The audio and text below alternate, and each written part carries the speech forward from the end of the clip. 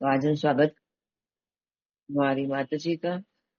माता जी, आप हमको बताइए कि जैसे गीता में भगवान यज्ञ के बारे में श्लोका नंबर 16 से बोलना शुरू किए हैं, और आज उसका अंतिम 33 नंबर श्लोक है, जहाँ पर आप हमको पूरा कंक्लूड करके बताइए माता जी कि एक्चुअल में हमको क्या करना चाहिए, कर्मों को किस प्रकार यज्ञ बनाना चाहिए। थैंक यू माता जी, आपका स्वागत है। ओम ज्ञानतिमिरान्धस्य ज्ञानाञ्जनशलाकया चक्षुर्मिलितं येन तस्मै श्रीगुरुवे नमः। श्री प्रभुपाद की जय, गुरु महाराज की जय, समवेद भक्त वृंद की जय। चैप्टर 4 दिव्य ज्ञान, श्लोका नंबर 33। ये जो यज्ञों की श्रृंखला है, जो 24 से शुरू होकर के 33 पर आके खत्म होती है, तो आज ये यज्ञ के ऊपर जो लास्ट श्लोक दिया गया, आइए इसको देखते हैं। श्रेयान् द्रव्यमयाद् यज्ञात् ज्ञानयज्ञ परन्तप सर्वं कर्माखिलं पार्थ ज्ञाने परिसमाप्यते। तो कहा जा रहा है, हे परंतप, द्रव्य यज्ञ से ज्ञान यज्ञ श्रेष्ठ है। हे पार्थ, अंततोगत्वा सारे कर्म यज्ञों का अवसान दिव्य ज्ञान में होता है। तो श्लोका में कहा जा रहा है, श्रेयान द्रव्य मयाद यज्ञ। श्रेयान मतलब श्रेष्ठ, द्रव्य यज्ञ मीन्स द्रव्य यज्ञ से श्रेष्ठ ज्ञान यज्ञ, ज्ञान यज्ञ कहा गया मीन्स ज्ञान यज्ञ जो है वो द्रव्य यज्ञ से श्रेष्ठ है। तो हम इस पर चर्चा कर चुके हैं, आप लोग सुन चुके हैं। दो प्रकार के यज्ञ हैं, एक द्रव्य यज्ञ और एक ज्ञान यज्ञ। तो इस श्लोक में कंक्लूड करते हुए भगवान जो है कह रहे हैं, जो ज्ञान यज्ञ है वो द्रव्य यज्ञ से श्रेष्ठ है। ऐसे सारे द्रव्य यज्ञ जो मटेरियल कॉन्सेप्ट में किए जाते हैं, मतलब है कि भौतिक स्थिति में, भौतिक ये रहता है उसका। हर यज्ञ में कुछ चाहिए होता है, चाहे स्वर्ग चाहिए, मतलब अगर सोचे तो स्वर्ग भी चाहिए, ये भी चाहिए, वो भी चाहिए। जो भी हम करते हैं तो वो सब अपना मटेरियल बेनिफिट के लिए, मोटिव जो है वो हमारा यही रहता है कि हमें कुछ प्राप्ति हो। तो ये सारे के सारे जो यज्ञ हैं, ये सब भौतिक धरातल पर होते हैं, इसीलिए उसको द्रव्य यज्ञ कहा गया। तो 28वें नंबर श्लोक में इन सारे यज्ञों की बात कही गई है। से भगवान ने कहा द्रव्य यज्ञ यानी कि जो भी मटेरियल बेनिफिट, फिर तप यज्ञ, फिर उसके बाद योग यज्ञ, फिर स्वाध्याय यज्ञ, ज्ञान यज्ञ, ये सब जो है क्या है, भौतिक धरातल पर है। यहाँ तक कि ज्ञान यज्ञ भी कभी कभी भौतिक धरातल पर आ जाता है, तो हम अभी उसको समझेंगे। तो इस तरह से ये सारे जितने भी यज्ञ बताए गए हैं, ये सब के सब जो है द्रव्य यज्ञ कहलाते हैं, जो कि भौतिक बेनिफिट देने वाले होते हैं।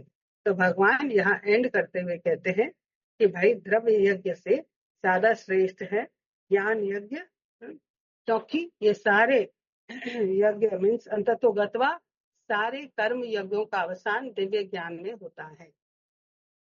तो हम यज्ञ समझ के उस दिन बहुत स्पष्ट रूप से तुलसी प्रभु ने बताया था कि यज्ञ क्या होता है। वर्क, टाइम एंड एनर्जी जो हम करते हैं, जो अपने लिए करते हैं, वो कर्म यज्ञ नहीं होता, वो क्या होता है, कर्म कांड हो जाता है। और जब हम दूसरों के लिए करते हैं, दूसरों की सेवा के भाव से करते हैं, तो फिर वो यज्ञ बन जाता है। तो इस तरह से ये यज्ञ ये होता है। जो भी हम करते हैं वो सब अगर अपने लिए कर रहे हैं, अपने स्वार्थ के लिए कर रहे हैं पूरी तरह से, तो वो यज्ञ नहीं, कर्म कांड हो जाता है। और दूसरों के लिए करते हैं तो फिर वो यज्ञ हो जाता है। परंतु इन सब से भगवान कह रहे हैं ज्ञान यज्ञ श्रेष्ठ है। जो भी हम कर रहे हैं, अपना वर्क, एनर्जी, टाइम दे रहे हैं, चाहे दूसरों के लिए या अपने लिए, अपने लिए तो कर्मकांड हो गया, दूसरों के लिए कर किए जा रहे हैं तो ये हम कहेंगे कि यज्ञ हो गया। और इसका बेनिफिट जो है वो तो भौतिक धरातल पर ही है। पर अगर ज्ञान से किया जाए इसको, मतलब ज्ञान यज्ञ क्या कहा जा रहा है कि जो कुछ भी हम कर रहे हैं अंततो गत्वा इसका अवसान जो है भगवान की सेटिस्फैक्शन से हो रहा है या नहीं हो, भगवान इसमें सेटिस्फाई है कि नहीं। तो भगवान कब सेटिस्फाई होते हैं, अगर हम दूसरों के लिए कर रहे हैं, समाज के लिए कर रहे हैं, देश के लिए कर रहे हैं, परिवार के लिए कर रहे हैं, तो भले इसमें हमारा कुछ नहीं है परंतु ये स्वार्थ तो है ना। तो ये भी भौतिक धरातल पर आ गया। पर जब भगवान की सेटिस्फैक्शन के लिए जब किया जाता है तब एक्चुअली में ये ज्ञान यज्ञ कहलाता है। और यही ज्ञान यज्ञ हम सोचे कि भाई चलो हमको ज्ञान हो गया, जैसे उदाहरण के तौर पर अगर कोई कनिष्ठ भक्त है, भगवान को भोग लगा रहा है और उसको बताया गया है कि भगवान को भोग लगाना है, उसके बाद खाना है, तो वहाँ वो भगवान के लिए कर रहा है, भगवान को भोग लगा रहा है। पर उसका जो मन है वो कहता है कि चलो ठीक है जल्दी से भोग लगाओ, इसमें जो अच्छे अच्छे आइटम है फिर तुरंत मैं इसको खा लूं, जो उसके पसंद के उसने बनाया है तो बस ठीक है उसको भोग लगाऊं और तुरंत मैं खा लूं। तो ये क्या है, ये भी द्रव्य यज्ञ में आ जाएगा। इसीलिए देखिए ज्ञान भगवान के लिए कर रहा है फिर भी द्रव्य है, क्योंकि अपने इंद्रिय तृप्ति के लिए वो सोच रहा है। वहीं पर उत्तम अधिकारी जो भक्त होता है, जो शुद्ध भक्त होता है, जो ज्यादा उसका चेतना ऊपर है, वो जब भोग लगाता है तो वो ये सोच कर लगाता है मैं भोग लगा रहा हूँ, भगवान इसको खाएंगे, भगवान तृप्त होंगे तो मुझे खुशी मिलेगी। तो इस तरह से वो सोच कर विचार करके जो है वो करता है। तो यही कह सकते हैं कि कनिष्ठ अधिकारी जो है वो सोचता है मतलब मैं ये क्या कर रहा हूँ, मुझे मैं भोग लगा रहा हूँ, ठीक है।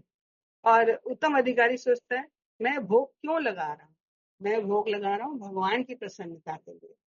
वहां पर कनिष्ठ अधिकारी को थोड़ा सा ज्ञान है भगवान को भोग लगाना चाहिए और ये वो, परंतु साथ ही साथ अपना भी है, तो ये हो गया ज्ञान होते हुए भी ये द्रव्य योग में कभी कभी आ जाता है, ठीक है। तो यहाँ पर प्रभुपाद तात्पर्य में बहुत सुंदर तात्पर्य है, मैं इसको थोड़ा सा पढ़ लेती हूँ। कह रहे समस्त यज्ञों का यही एक प्रयोजन है कि जीव को पूर्ण ज्ञान प्राप्त हो, जिससे वह भौतिक कष्टों से छुटकारा पाकर अंत में परमेश्वर की दिव्य सेवा कर सके। माने जो भी हम वर्क एनर्जी टाइम दे रहे हैं वो इस हिसाब से करें कि भाई वो पूर्ण ज्ञान में करें, और ताकि हम भौतिक कष्टों से छुटकारा पालें, हम इस संसार से मुक्त हो जाएं, हम भगवान के धाम चले जाएं। तो देखिए कर्म किए बिना तो कोई नहीं रह सकता ना। तो अगर इस तरह की ट्रेनिंग हो, इसलिए बाद वाले श्लोक में देखिए तुरंत कहा है तत्विधि प्रणिपाते न परिप्रश्नेन सेवया। ये ज्ञान देगा कौन, ये सिखाएगा कौन, बोले गुरु सिखाएंगे, जाओ गुरु के पास सेवा करो और फिर वो तुमको जो है तत्व ज्ञान बताएंगे और तुम फिर उस हिसाब से इस प्रकार से करोगे तो तुम सारा जीवन जो भी कर्म करोगे वो सारा यज्ञ हो जाएगा और वो भी ज्ञान यज्ञ हो जाएगा। और फिर तुम जो है इस कर्मों के बंधन से जो है छुटकारा पा जाओगे। हाँ, बाकी नहीं तो अगर हम देखें तो हमारे सारे कर्म हमको बंधन में और ज्यादा जकड़े रहते हैं और टाइटली हम उससे जो है बंधते जाते हैं। हमारा बंधन जो है इनफैक्ट और टाइट होता है, खुलता नहीं है। मगर वही गुरु से ज्ञान लेकर के फिर हम उस हिसाब से अपने कर्मों को करते हैं भगवान की प्रसन्नता के लिए, गुरु की प्रसन्नता के लिए, तो ये सारे बंधन, ये जो गांठ है वो खुल जाती है। वही कार्य हमको यहाँ से मुक्त भी कर देता है, वही कार्य हमको यहाँ बांध कर रखता है। तो इसलिए कह रहे प्रभुपाद तो भी इन सारे यज्ञों की विविध क्रियाओं में रहस्य भरा है और मनुष्य को ये रहस्य जान लेना चाहिए जो अभी हम लोग जान गए हैं। जीव यज्ञकर्ता की श्रद्धा अनुसार यज्ञ विभिन्न रूप धारण कर लेते हैं। जैसे जैसे हमारा कॉन्शियसनेस, हमारी जैसे जैसे श्रद्धा होती है ना, हमारा यज्ञ वैसा रूप धारण कर लेता है। अगर यज्ञकर्ता में सुयज्ञ करने वाला, तो जब हम कुछ कर रहे हैं अगर हमारी श्रद्धा है कि सब कुछ अच्छा हो, सब कुछ ये रहे, भगवान को मानते हैं, देवी देवताओं को मानते हैं, तो जैसे जैसे जिसके जिसके जैसे श्रद्धा होती है, फिर उस हिसाब से वो यज्ञ विभिन्न रूप, अलग अलग रूप धारण कर लेता है। तो जितने भी रूप धारण कर लें, सब भौतिक लेवल के होंगे। सिर्फ और सिर्फ अगर वो भगवान के सेटिस्फैक्शन के लिए कर रहा है, तब तो जाकर के वो ज्ञान के अवसान में जाके इसका खत्म होता है कि हाँ, पूर्ण ज्ञान से जो है वो कोई भी कार्य कर रहा है। लोग बिना जाने बिना समझे जो है करते रहते हैं कर्म, है ना, तो उनको पता नहीं होता है और करते रहते हैं, तो वो सारे के सारे जो है वो द्रव्य यज्ञ हो जाएंगे, और फिर वो जो है भौतिक धरातल पे ही बने रहेंगे, और फिर वापस जन्म और मरण के चक्कर में आते रहेंगे। जैसे द्रव्य यज्ञ करने वाले से श्रेष्ठ माना जाता है, दिव्य ज्ञान में स्तर तक पहुंच जाती है, और तो उसे ज्ञान रहित द्रव्य यज्ञ करने वाले से श्रेष्ठ माना जाता है। फिर बिना ज्ञान के यज्ञ कर रहा है, वो अच्छा नहीं। ज्ञान के साथ जो कुछ भी कर रहा है उसको पता तो होना चाहिए, मैं किसके लिए कर रहा हूँ, क्यों कर रहा हूँ, और मुझे किस तरह से करना चाहिए। तो ये फिर गुरु हमको सिखाते हैं। ठीक है, तो फिर कहते हैं तात्पर्य में, क्योंकि ज्ञान के बिना यज्ञ भौतिक स्तर पर रह जाते हैं और इनसे कोई आध्यात्मिक लाभ नहीं हो पाता। देखिए, इतनी मेहनत करें हम, सारा जीवन अपना वक्त, एनर्जी, टाइम लगाएं, और फिर इसमें कोई आध्यात्मिक लाभ न हो, तो फिर सारा का सारा जीवन ही बेकार हो गया ना। क्योंकि मनुष्य जीवन मिला है, और जब हम ये सब कर रहे हैं, तो अगर ज्ञान हो जाए कि हमको क्या किस तरह से करना है, हम जो है भगवान के अंश हैं, और भगवान पूर्ण हैं, उनके दास हैं हम, और जो कुछ भी करें हम उनके सेटिस्फैक्शन के लिए करें, तो ये सब हो जाता है आध्यात्मिक, उसमें लाभ मिलता है, उसका जो फिर बैलेंस बनता है वो स्पिरिचुअल बैंक बैलेंस बन जाता है। फिर कह रहे यथार्थ ज्ञान का अंत कृष्ण भावनामृत में होता है, जो दिव्य ज्ञान की सर्वोच्च अवस्था है। तो अगर ज्ञान की बात कहें तो कृष्ण भावना अमृत ही दिव्य ज्ञान की वो चरम अवस्था है।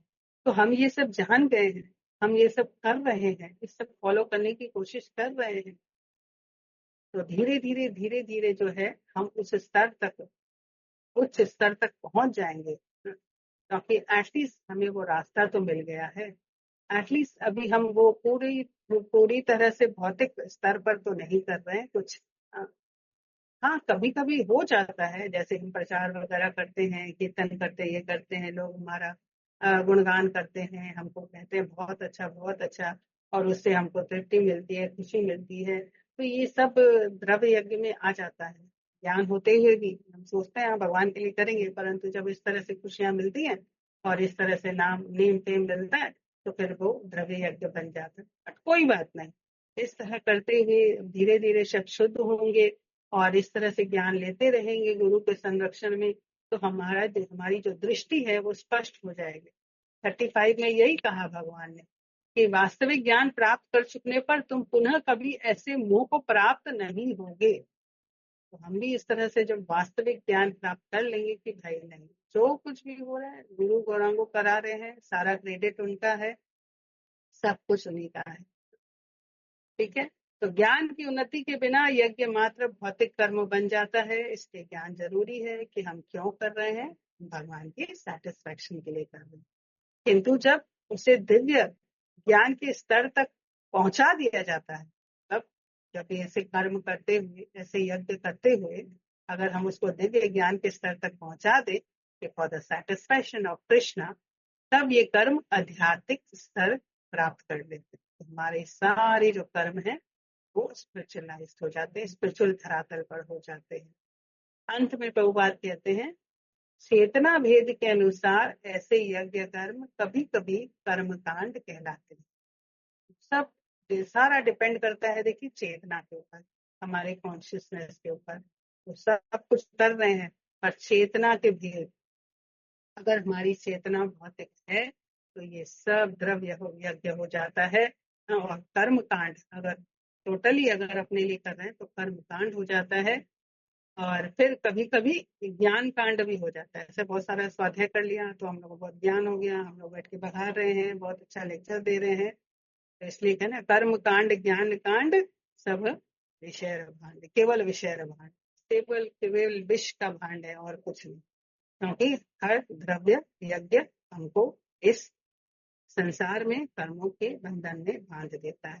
तो हमें ज्ञान यज्ञ करना है, यानी कि ज्ञान लेकर के, समझ करके कि क्या ज्ञान, कि भाई हम भगवान के अंश हैं, अंश होने के नाते हमें पुण्य की सेवा करते हुए उस पुण्य को प्रसन्न करना है। ये ज्ञान के आधार पर जब हम अपना कर्म करते हैं यानी यज्ञ करते हैं, तब ये श्रेष्ठ होता है। तब जो है, यहाँ कह रहे प्रभुपाद, यज्ञ वही श्रेष्ठ है जिसका अंत ज्ञान में हो।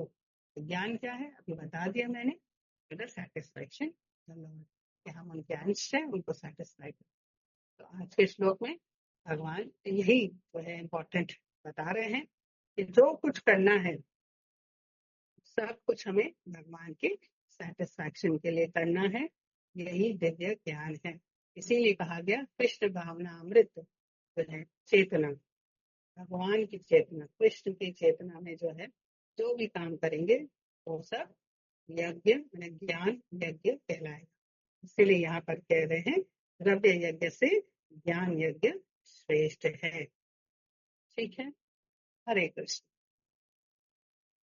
हरि बोल माता जी, हरे कृष्णा। माता जी, आपने बोला कि ना ज्ञान यज्ञ भी कभी कभी भौतिक धरातल पे होता है, उसको थोड़ा सा एक्सप्लेन करिए ना।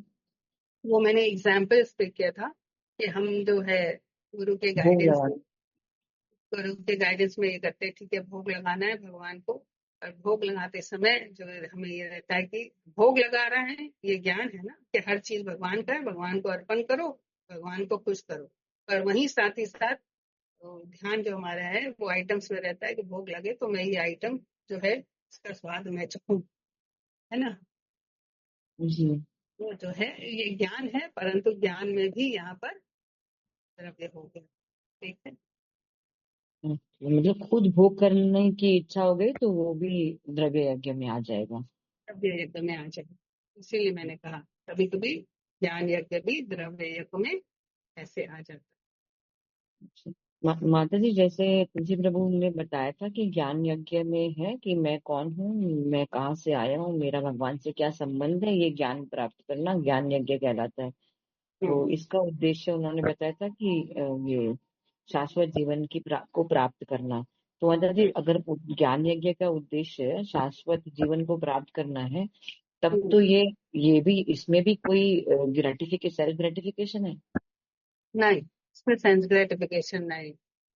अभी जो भी भगवान के सेटिस्फैक्शन के लिए अगर हम कर रहे हैं, हमारा जो चेतना है कि भगवान को ही प्रसन्न करना है, तो नहीं माता ऑब्वियसली जी, भगवान यहाँ प्रसन्न पे होंगे। यहाँ पे मतलब मुझे शाश्वत जीवन प्राप्त करना है, ये एक आत्मतुष्टि है। वही तो मैं कह रही हूँ, पहले सुनिए तो सही। जी जी जी। सॉरी सॉरी माता जी। तो इस तरह से अगर हम सोच रहे हैं हम भगवान के सेटिस्फैक्शन के लिए कर रहे हैं, और करते करते अगर हमको वो चीज प्राप्त हो जाती है, भगवत धाम में प्राप्त हो जाता है, तो इसमें क्या ये है, हमारा असली मोटिव तो वही है ना। पर ये असली मोटिव ये भौतिक धरातल पर तो नहीं है, ये स्पिरिचुअल धरातल पर। तो स्पिरिचुअल धरातल पर जो भी होता है वो उसमें फिर सेंस का वो बात ही नहीं आता। आत्मा अपने धाम में जाए, ये उसका असली मोटिव उसको याद रहना चाहिए। फिर उसके लिए वो जो है ज्ञान यज्ञ करके और उस पोस्ट को, उस पोजीशन को जो है प्राप्त करता है। ये उसका जन्म सिद्ध अधिकार है। ठीक है, वो भगवान भी यही चाहते हैं। तो फिर इसमें सेल्फ सेटिस्फेक्शन या सेल्फ एंजॉयमेंट की कोई बात ही नहीं है। माता जी, इससे ऊपर का स्टेज है ना कि हम अगर ये जान ले कि मैं शाश्वत आत्मा हूँ, मेरा हम्म, कर्तव्य भगवान की सेवा करना है, ये हायर मोस्ट है ना माता जी। इससे पहले हाँ, हम यहाँ पर रुक जाते हैं कि बस मुझे तो ये संसार अच्छा नहीं लग रहा है, मुझे इससे बाहर निकलना है, मुझे मोक्ष प्राप्त करना है, मैं एक जीव आत्मा हूँ और मुझे वो शाश्वत जीवन चाहिए, ये ज्ञान में आता है ना माता जी। तो ये ज्ञान में आता है। जब ये आप कहते हैं ना कि मुझे मोक्ष प्राप्त प्राप्त हो, तो ये द्रव्य में आ जाता है। मगर भगवत हाँ, धाम वही प्राप्त वही माता ये जी, इन द्रव्य दोनों में। में क्या इस थोड़ा सा डिफरेंस है कुछ माता जी। जैसे हाँ, वो आपने जैसे बोला कि ये सब चेतना के ऊपर डिपेंड करता है, चेतना वेद के अनुसार यज्ञ हम्म, कर्म कभी कभी कर्म कांड बन जाते हैं। और माता हम्म, जी मेरा ये चेतना हो कि नहीं, मैं बहुत फ्रस्ट्रेट हूँ, मेरे को यहाँ से बाहर हम्म, निकलना है, इसलिए मुझे ज्ञान हम्म, प्राप्त करना है। और फिर हम्म, मुझे ज्ञान मिला कि मैं तो एक आत्मा हूँ, मेरा तो जीवन शाश्वत है, और हम्म, बस मेरा यही उद्देश्य हो। तो भी हम्म। माता जी भक्ति करते करते भी क्या मेरा मतलब जो उद्देश्य गलत होने से ये कर्म कांड है? हाँ, फिर ये जो है आप इस वो फिर क्या बोलते हैं ना, मायावाद फिलॉसफी वाला जो बात है, ये आप ज्ञान ज्ञान के आधार पर ही कर्म कर रहे हैं, परंतु आप ज्ञान के जो लास्ट जो आधार है, सेटिस्फैक्शन ऑफ द लॉर्ड, वो नहीं कर रहे। आप इस हम्म, संसार से समझो तंग आकर के, ये होकर के भाई चलो ठीक है अब ज्ञान ले लिया, ये संसार सब मिथ्या है, भ्रम है, हमको यहाँ से निकल जाना है, मुक्ति पा लेनी है, तो यहाँ भी आप अपने ही स्वार्थ के लिए थोड़ा सोच रहे हैं। यस यस माता जी, हाँ वही मेरा प्रश्न था। हाँ, तो ये भी जी। अपना ही स्वार्थ है। मगर एक स्वार्थ जो है बहुत हायर स्वार्थ, जो भगवान भी चाहते हैं कि हम उनके धाम वापस चले जाएं, उनके धाम में रह करके हम अपना जो इंडिविजुअल जो हमारा पोजीशन है उसको कायम रखें। हम भगवान से एक नहीं हो सकते। और उधर बात हो रही है ब्रह्म में लीन होने की, तो वहां एक होने की बात हो रही है, तो ये अपना बेनिफिट है। परंतु जब हम भगवान के धाम में जाने वाली बात कहते हैं, जो 4 प्रकार की मुक्ति है, वहां पर हमारा इंडिविजुअल जो है पोजीशन बना रहता है, जिसमें हम भगवान की सेवा करते हुए जो है अपना जीवन बिताते हैं, तो माना स्पिरिचुअल वर्ल्ड में। तो ये भगवान भी चाहते हैं, और ये अगर हम चाहते हैं तो इसमें कोई ये नहीं। स्वार्थ फिर नहीं। जब हाँ उस पोजीशन पे पहुंच जाएंगे, फिर वो कॉन्सेप्ट आ जाएगा, फिर आप जहां भी रखो बस आप अपनी सेवा में नियुक्त रखो, फिर वो बहुत हायर उसमें आ जाए। ठीक है। जी जी। थैंक यू माता जी, थैंक यू सो मच माता जी, हरी हरी बोल, बहुत सुंदर माता जी। इतने दिनों से यज्ञ के बारे में सुन रहे थे, समझ रहे थे, आज सच में अंतिम अवसान एक्चुअल में ज्ञान में ही होता है, और ज्ञान आप जैसे गुरु से ही प्राप्त किया जाता है। माता जी ऐसे तो बहुत बार हम लोग जब भक्ति में नहीं थे तो इस तरह के छोटे मोटे कर्म कांड बहुत करते थे, लेकिन हमेशा उसका फल नहीं पता था, उसके बारे में नहीं पता था कि हम ये क्यों करते हैं। बस हमको बोला जाता है कि ये थोड़ा सा कर्म कांड है, ये भगवान के लिए करो। या भगवान को भी हम असली में नहीं जानते थे, हम कभी कभी हम्म, शिव को, कभी कभी माता रानी को, इन्हीं को ही भगवान समझ के इन्हीं के लिए ही सब कुछ करते थे। तो हम्म, आज आपकी वजह से माता जी, मतलब आप अगर हमारे जीवन में नहीं आते, हम सबको माता जी इस तरह का ज्ञान हमको नहीं मिलता, और हमारे कर्म कभी भी यज्ञ नहीं बन पाते। थैंक यू माता जी, हम सब की तरफ से मैं आपकी आपको बहुत बहुत आभारी है माता जी, हम सब आपके, कि आप हमारे जीवन में आए, हमें ज्ञान दिया, और हमारे कर्म जो है वो यज्ञ बनने जा रहे हैं, या किसी के बन रहे हैं, या किसी के बन बन चुके हैं। थैंक यू माता जी, थैंक यू सो या मच। परमात्मा की जय, गुरु महाराज की जय।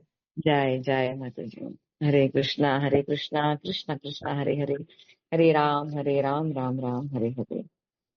किसी का कोई प्रश्न या कमेंट है तो कर सकते हैं। हरे कृष्ण। माता जी मेरा दो क्वेश्चन है, टाइम कम है पर सर माता जी जैसे अभी कृष्ण अभी नंद प्रिया माता जी बोली कि बहुत जन होते हैं जो फ्रस्ट्रेट हो जाते हैं तो इस बोल के ज्ञान पाना चाहते हैं, तो आप बोली जो मायावाद है, तो अगर वो ज्ञान भी पाना चाह रहे हैं तो उनका ज्ञान का जो डेस्टिनेशन है वो तो भगवान की तरफ ही जा रहा है, और खुद में तो उसमें कोई कैपेसिटी नहीं है, वो भी किसी से ज्ञान ले रहे हैं। तो माता जी क्या ऐसा नहीं हो सकता कि ज्ञान लेते लेते उसका माइंडसेट चेंज हो जाए, फिर वो फ्रस्ट्रेशन के कारण नहीं, आउट ऑफ लव फिर वो भगवान को अप्रोच करना चाहते हैं? बिल्कुल बिल्कुल हो सकता है, बिल्कुल हो सकता है, अगर आप जैसे भक्त उनको मिल गए तो थोड़ा सा गाइडेंस मिल गया तो तो फिर वो मायावाद नहीं होगा ना माता जी? बिल्कुल नहीं होगा। मायावाद तो पूरी टोटली यही है कि भाई हमको इस माया रूपी संसार से निकलना, ब्रह्म में लीन होना है। हाँ, नहीं ठीक है। और माता जी मेरा सेकंड क्वेश्चन है कि आपने बार बार ज्ञान कांड और ज्ञान यज्ञ किया, तो माता जी ज्ञान यज्ञ तो समझ में आ गया, जो भी यज्ञ भगवान के लिए करते हैं, और आप कर्म कांड और ज्ञान कांड बोले, माता जी इसका थोड़ा सा डिफरेंस बता देंगे तो कंफ्यूजन दूर हो जाए। ज्ञान कांड अगर बोले तो वही जो मैंने उदाहरण दिया भोग वाला, कोई कनिष्ठ अधिकारी है, तो वो जो भोग लगाता है वो अपने खाने के लिए आइटम्स देखता है, ठीक है बन गया, तुरंत मुंह में तो रसगुल्ला या समोसा डाल दो, भोग लग गया। तो ज्ञान होते हुए कर रहे हैं, परंतु ये ज्ञान कांड हो गया ना एक तरह से। मतलब सेंस ग्रेटिफिकेशन थोड़ा सा उसमें आ जाता है, तो इस कारण से वो उस ज्ञान कांड कहा गया है। मतलब ज्ञान है, ज्ञान यज्ञ कर रहे हैं, लेकिन अगर उसमें सेल्फ इंटरेस्ट आ गया तो फिर वो ज्ञान कांड हो जाता अब इसमें मोक्ष वाली भी बात आ गई। मोक्ष भी हमारा जो है सेल्फ इंटरेस्ट है ना, तो ये भी ज्ञान है। हाँ कांड हाँ। हो गया, ये भी ज्ञान कांड हो और गया। और माता जी, आपके ट्रेनिंग में तो हम लोग शुरू से यही सीखते आ रहे हैं, यही ज्ञान मिल रहा है कि हम लोग को मोक्ष जाना ही नहीं है, हम लोग को मोक्ष की तरफ देखना ही नहीं है। तो जो अगर शुरू से ये सीख के आ रहे हैं तो फिर उसका उधर झुकाव जाएगा ही नहीं माता जी, मोक्ष की तरफ।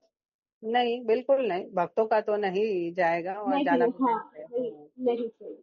हाँ। अच्छा है आप लोग किसी मायावाद के चक्कर में नहीं पड़े हैं, मायावाद कोई टीचर के चक्कर में। अदरवाइज अगर एक बार भी पड़ गए ना, तो आज भी ऐसी स्थिति है कि डामाडोल होने की पूरी संभावना है।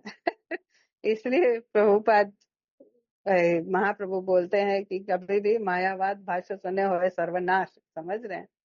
तो मतलब ज्ञान होते हुए भी, इतना सब कुछ जानते हुए भी कि वे संसार सब ये है वो है सब, तब भी जो है वो ज्ञान कांड कहलाता है। ठीक है। माता जी, आप हम लोग के लिए प्रे कीजिए कि हम लोग का डोर आप पकड़ के रखे, थोड़ा सा भी लूज नहीं हो और हम नहीं भटके, भूल से भी नहीं भटके। हाँ, आप लोग थैंक मुझे यू पकड़ सो के मच। रहिए, मैं आप लोग को पकड़ के रखती हूँ, ठीक है। माता जी, आपको गुरु महाराज पकड़ के रखे, आप हम लोग को पकड़ के रखे। अरे हरे नहीं नहीं कृष्ण, नहीं, थैंक आप यू लोग सो मच। मुझे पकड़ के रखे हैं। चलिए, हरे कृष्ण। हरे कृष्णा। और किसी का कोई प्रश्न है तो ठीक है, नहीं तो चैट बॉक्स देखेंगे। हाँ, आज कोई टेंशन नहीं है मुझे, एकादशी है ना, कुकिंग नहीं करनी पड़ती है। बोले चलो ये भी ठीक है। हरी बोल माता हाँ जी। स्वाति माता जी का क्वेश्चन था, प्लीज उनसे पूछ लीजिए। हाँ, माता जी बोलिए। हरे कृष्णा माता जी, सादर प्रणाम। माता जी, प्रणाम। जैसे अभी आपने बोला कि भोग लगाते वक्त हमारी थोड़ी इच्छा रहती है कि हम यही प्रसाद पाएंगे, ये तो इच्छा रहती है माता जी कभी कभी। हाँ, ये हम लोग अभी कनिष्ठ अधिकारी है ना, वो तो रहेगी ही, धीरे धीरे ये प्योरीफाई होगा। ठीक है ना। व्हाट अच्छा। We are doing we know, but why we are doing अभी पूरी तरह से आया नहीं है। अभी तो सिर्फ अपने लिए आ रहा है कि भाई अभी ये समोसा खाना है, अभी ये रसगुल्ला खाना है जो मैंने बनाया है। एग्जैक्टली माता जी, एग्जैक्टली यही होता है। हाँ, तो ये तो कनिष्ठ अधिकारी का ये है। पर धीरे धीरे जब प्योरिफिकेशन होगा तो उत्तम अधिकारी के स्तर तक हमको जाना है। फिर मतलब ये नहीं है कि भाई कुछ नहीं खाना है, जो भी मिल गया, हाँ अरे बाप रे ये महाप्रसाद है, भगवान मेरे भगवान ने इसको खाया है, मैं इसको खाकर तृप्त हो जाऊं। और वहां पर मैं रसगुल्ला और समोसा खा के तृप्त हो जाऊं। यहाँ पर भगवान को खिला करके उसके बाद जो उच्छिष्ट मिलता है उसमें मैं तृप्त हो जाऊं, फिर उसमें चाहे करेला मिक्स क्यों ना हो। हाँ जी माता जी, थैंक यू माता जी। अरे हरे कृष्णा। हरे कृष्णा। थैंक यू माता जी। ये हम सबका ही प्रॉब्लम है कि हम सब लोग अभी भी इसी में ही जुड़े हुए हैं कि हमें इसका भोग करना है। लेकिन हाँ, आपने तो जो आप आज लोग ये बात तो ये बोली। सोचेंगे ही ना, आप लोग तो ये सोचेंगे क्योंकि मैं भी अभी ऐसे ही हूँ, तो आप लोग मेरे से जुड़े हुए हैं इसलिए तो बोल रही हूँ। नहीं माता जी, आप ऐसे नहीं है। आप हमको ऐसा शास्त्रों में लिखा हुआ है कि एक उत्तम अधिकारी जब किसी को प्रवचन देता है तो उसको मध्यम अधिकारी की स्टेज पे आना पड़ता है। तो हम सब कनिष्ठ हैं। और आप अगर अपने आप को उत्तम समझ, आप हैं उत्तम, आप हमारे लिए कनिष्ठ बन जाते हैं। आप नहीं है माता जी हमारे जैसे। ये हमको आप अपने बराबर दिखा के और आप सेटिस्फेक्शन देते हैं कि मैं भी ऐसी हूँ, पर ऐसा नहीं है माता जी। अरे हूँ सब गुरु नहीं महाराज मतलब ऐसा और नहीं है। प्रभुपाद को कोई छोड़ भी के। शुद्ध भक्त अपने आप को इस तरह से बोलता नहीं है, इसीलिए आप उनको फॉलो करते हैं, इसलिए आप ऐसा बोलते हैं। श्री प्रभुपाद की जाए, गुरु महाराज की जाए, माता जी की जाए। माता जी के लिए हम सब मिलके एक बार हरे कृष्ण महामंत्र करेंगे और वैष्णव प्रणाम मंत्र के साथ इस सेशन को यहीं एंड करेंगे। हरे कृष्णा कृष्णा कृष्णा हरे हरे, हरे राम राम राम हरे हरे। वाञ्छाकल्पतरुभ्यश्च कृपा सिन्धुभ्य एव च पतितानां पावनेभ्यो वैष्णवेभ्यो नमो नमः। माता जी की जय, अनंत कोटि वैष्णव वृंद की जय, श्री प्रभुपाद की जय, गुरु महाराज की जय। हरे कृष्णा।